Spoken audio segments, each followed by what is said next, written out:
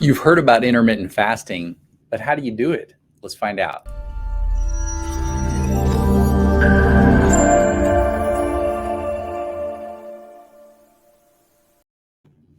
Hello, and welcome to another edition of the Ask Dr. Pickel show, where we help people find answers who have chronic health conditions, chronic health problems.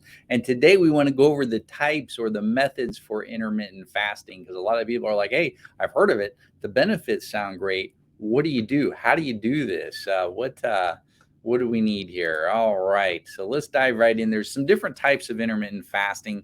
One of them is alternate day fasting, and I think that's just a complicated way of saying eat every other day. So this is one method here. And what happens is you go a full day without eating any calorie-containing foods and or beverages. Basically, you drink water the entire day that you're not fasting, and then on the day you can eat, you're free to eat whatever you want. Now, the thing is when you're trying to fast, when you have a goal in mind, you're trying to lose weight, you're trying to feel better, or trying to get down inflammation, trying to get blood sugar under control, those benefits that we listed in the last video. So if you're trying to do that on the days that you are eating, I think the way you have to think is, hey, I'm going to eat healthy on those days. I'm not going to eat a bunch of sugars and carbs and bad stuff, because that also plays a part into this whole fasting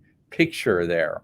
All right, so we've got the alternate day like we talked about. Now, then somebody came up with this modified alternate day fasting. They're saying, hey, eat a day, and then you're supposed to be off a day. You're supposed to fast for the entire day, but you know what? Let's still, on that day we're fasting, eat about 20% calories. Maybe eat about 500 calories on that day. No big deal. We'll still get the benefit. So that's another theory method. And then the more popular one that you'll hear is the time restricted feeding. I like that they use feeding rather than eating for that. So that is kind of interesting. Now, this means that you're going to every day go without eating for a certain amount of hours, and then there's a window of time within the day where you can eat. So you'll usually fast for about 12 to 20 hours. This also is nice because it's while you're sleeping, counts. Those hours count. And then you've got your eating window for about 4 to 12 hours, depending on, how long your, let's call it, your ratio is. So most people do an 18-6 ratio, where they'll fast for 18, basically won't eat. They'll, after dinner, they won't eat it all until maybe noon the next day, and then they can eat all the way until 8 p.m. That would be a 18-6. Or maybe I went a little longer with that. But the thing is going for these periods of time, and you can vary your ratios. Some people will do, a lot less, a lot more, but those ratios, and some people do better with certain ratios. So that would be, again, our time restricted feeding. And again, I would say is the more popular version. Now, there's some other ways too here. There's kind of where somebody said, hey, maybe you should only eat early in the day. They'll call it early time restricted feeding. And some people have done better on that.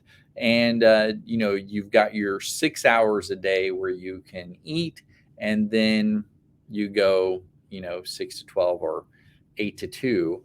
And then after that, you're fasting the rest of the time till that next morning. So that would be your early time restricted.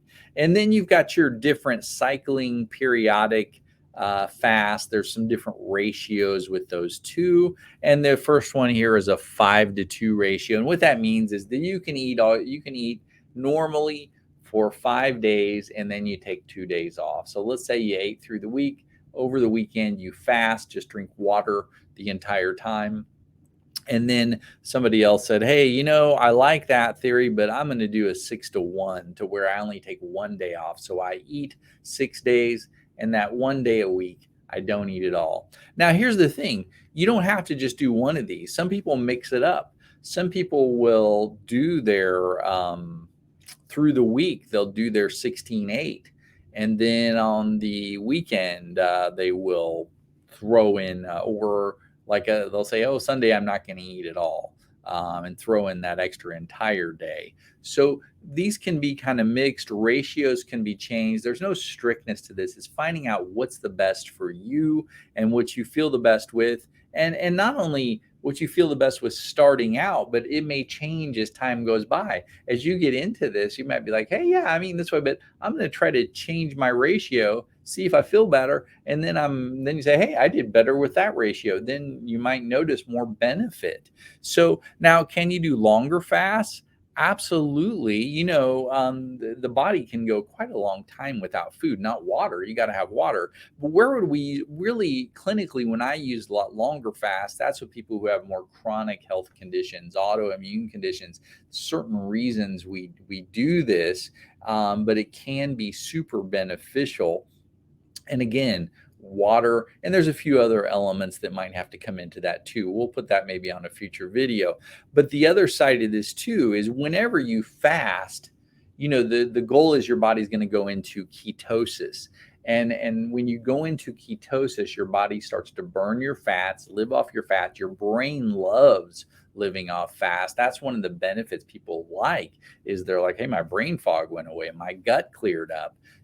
All these things can happen with fasting, and a person can do so well. And what happens is when you go into a fast, when you're not eating, when you're fasting, your body does what's called autophagy. Now, it varies on how long it takes. Some people will say that you do have to go 72 hours without eating to truly get into autophagy.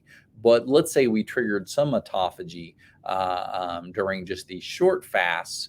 Now, what does autophagy mean? Well, your body starts to dump stuff out, starts to get rid of toxic materials. I always say the best way to say it, the best definition for autophagy is your cells are taking a dump. So I hope everybody enjoyed this information on intermittent fasting, and we'll probably be doing more on it soon. All right. Well, everybody have a wonderful day. God bless, and I'll see you next time.